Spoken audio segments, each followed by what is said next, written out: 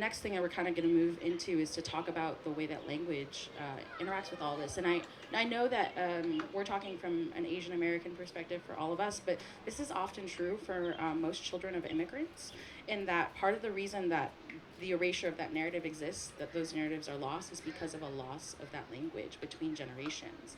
Like, I can't, like, when I can actually get my very deaf grandmother to hear the question that I'm asking, what she answers in, like, I can only half understand. And like Kenji, like you've talked about, like you have a different experience, even more so as like a much later generation. I grew up speaking Mandarin in the house, and then being forced to attend Chinese school pretty much every Saturday until I was like 15, 16 maybe.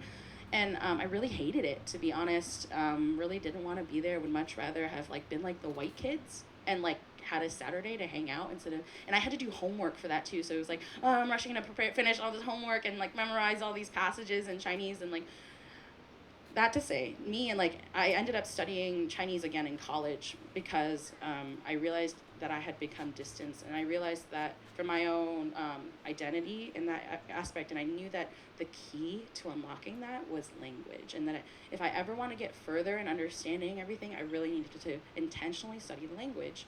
And my school had a really like terribly small Chinese department, so I started at the highest level that was offered, and I had nowhere to go after that. So I was like, okay, well, I have to go back to Taiwan. I have to immerse. I have to be with my people. My school didn't have any programs in Taiwan. So I had to like I had to scour the catalogs of many universities to find a school that I could dual enroll in for a summer to bring like college credit back in order to do that.